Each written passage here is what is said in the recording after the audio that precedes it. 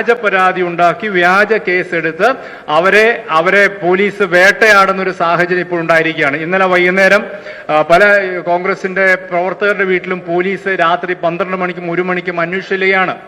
അപ്പോൾ ഇവിടെ നടക്കുന്നത് പക്ക ഭരണത്തിന്റെ തണലിൽ കാണിക്കുന്ന ഗുണ്ടായിസമാണ് ഇന്ന് ആ ഏരിയയിൽ നടന്നുകൊണ്ടിരിക്കുന്നത്. ഒരു കാരണവശാലും ഇത് അനുവദിച്ചു കൊടുക്കുകയില്ല. അവിടെയുള്ള ഞങ്ങളുടെ പ്രവർത്തകരെയും നേതാക്കളെയും വേട്ടയാടാമെന്ന് കരുതിയാൽ അത് തെറ്റിപ്പോവും.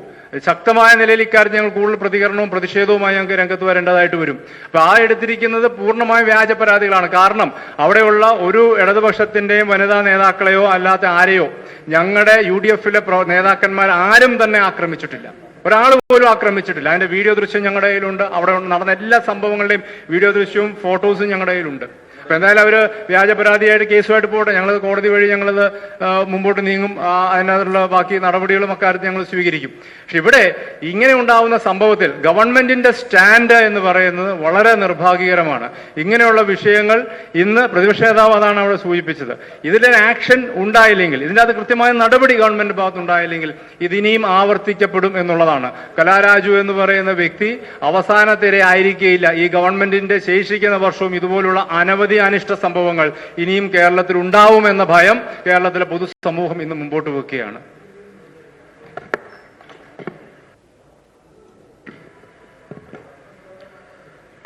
പ്രിയമുള്ളവരെ, നിങ്ങൾക്കറിയാവുന്ന പോലെ ഏറെ നിർഭാഗ്യകരമായ സംഭവമാണ് കൂത്താട്ടുകുളത്ത് അരങ്ങേറിയത്.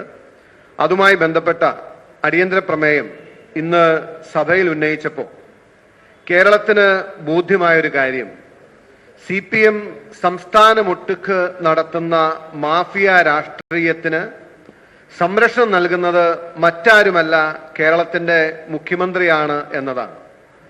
ഇന്ന് അടിയന്തര പ്രമേയത്തിന് മറുപടി പറഞ്ഞുകൊണ്ട് ബഹുമാനായ മുഖ്യമന്ത്രി പറഞ്ഞത്, ഒരു പാർട്ടിയിൽ നിന്നും ഒരാൾ മറുവശത്തേക്ക് വരേണ്ടത് രാജിവെച്ചല്ലേ വരേണ്ടത്, നിലപാട് മാറ്റുമ്പോൾ. അതുകൊണ്ടാണ് കലാരാജുവിനെതിരെ ഈ പ്രതികരണം ഉണ്ടായെന്ന് പറയുന്നു. ഞാൻ മുഖ്യമന്ത്രി ചോദിക്കാം, നിങ്ങൾക്കിത് പറയാൻ ലജ്ജയില്ലേ എന്ന് ചോദിക്കുകയാണ്. കാരണം 18-ാം തീയതിയാണ് കൂത്താട്ടുകുളത്തെ ഈ അവിശ്വാസ പ്രമേയം ഉണ്ടാകുന്നത്. 15-ാം തീയതി കൂത്താട്ടുകുളത്ത് മുട്ടിക്കടക്കുന്ന പായിപ്ര ഗ്രാമപഞ്ചായത്തിൽ വൈസ് പ്രസിഡന്റ് തെരഞ്ഞെടുപ്പ് നടക്കുമ്പോൾ കോൺഗ്രസിന്റെ കൈപ്പത്തി ചിഹ്നത്തിൽ ജയിച്ചു വന്ന വിജി പ്രഭാകരൻ എന്ന സ്ത്രീയെ ഇതേപോലെ സാരി ഉടുത്ത് കൗൺസിൽ ഹാളിൽ വന്ന സാധാരണക്കാരിയായ ഒരു സ്ത്രീയെ CPM മറുകണ്ഠം കൊണ്ടുപോയി ചാടിച്ച് അവരെ വൈസ് പ്രസിഡന്റ് സ്ഥാനാർത്ഥിയാക്കി. CPM അവർ വോട്ട് ചെയ്ത് അവരെ വൈസ് പ്രസിഡന്റ് ആക്കി, അതായത് 3 ദിവസം മുമ്പ്.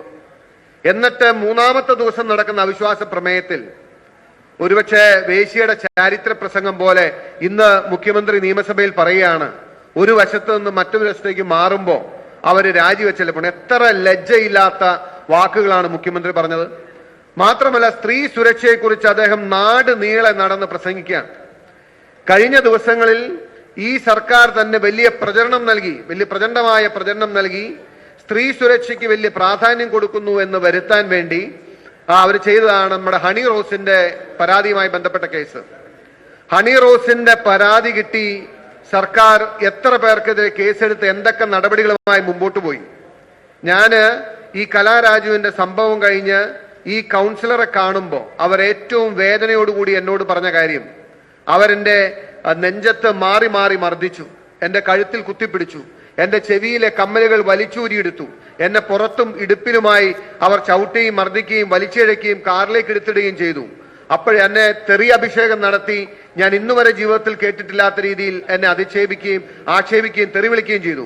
അപ്പോഴൊന്നും ഞാൻ തകർന്നു പോയില്ല. പക്ഷേ എന്റെ മകന്റെ പ്രായമുള്ള ഒരു DYFI-കാരൻ എന്റെ സാരി വലിച്ചൂരിയപ്പോ എന്റെ മാനം നഷ്ടപ്പെടുന്നു എന്ന് കണ്ട് പിന്നെ എനിക്ക് എന്റെ എല്ലാം തകർന്നു പോകുന്ന അവസ്ഥയായിരുന്നു.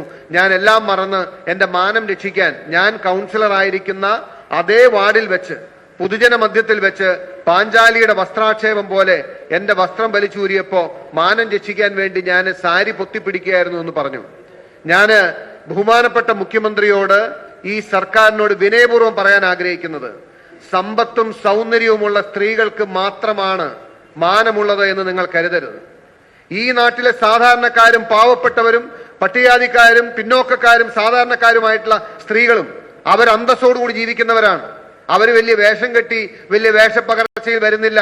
അവർക്ക് താരപ്രഭയില്ല, അവർക്ക് സെലിബ്രിറ്റി സ്റ്റാറ്റസ് ഇല്ല എന്ന് കരുതി അവർക്കാർക്കും മാനമില്ല എന്ന് ഈ സർക്കാർ കരുതരുത്.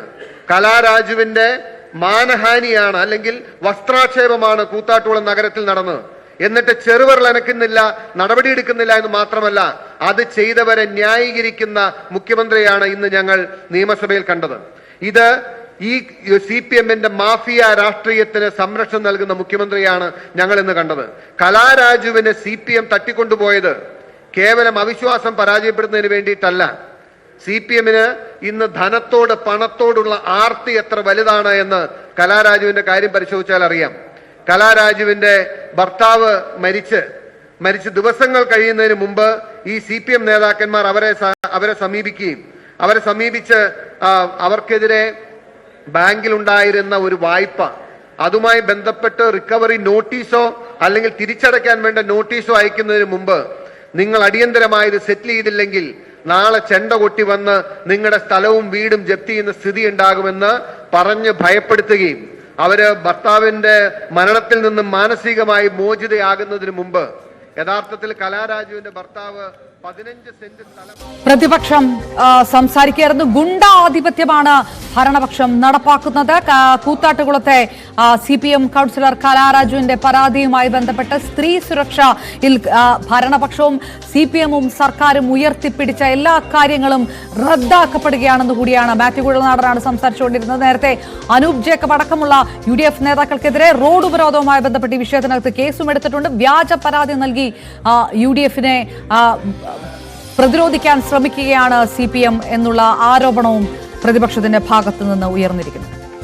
നിയമസഭയിൽ പ്രതിപക്ഷ നേതാവും സ്പീക്കറും തമ്മിൽ വാക്പോരാണ് ഉണ്ടായത്. കൂത്താട്ടുകുളത്ത് CPM വനിതാ കൗൺസിലറെ തട്ടിക്കൊണ്ടുപോയ വിഷയം ചർച്ച ചെയ്യാത്തതിൽ പ്രതിഷേധിച്ച് ഒടുവിൽ പ്രതിപക്ഷം വാക്കൌട്ടും നടത്തി. ഭരണപക്ഷത്തെ അഭിനവ ദുശാസനന്മാർ എന്ന് പ്രതിപക്ഷ നേതാവ് വിശേഷിപ്പിച്ചതായിരുന്നു പ്രകോപനത്തിന് കാരണം.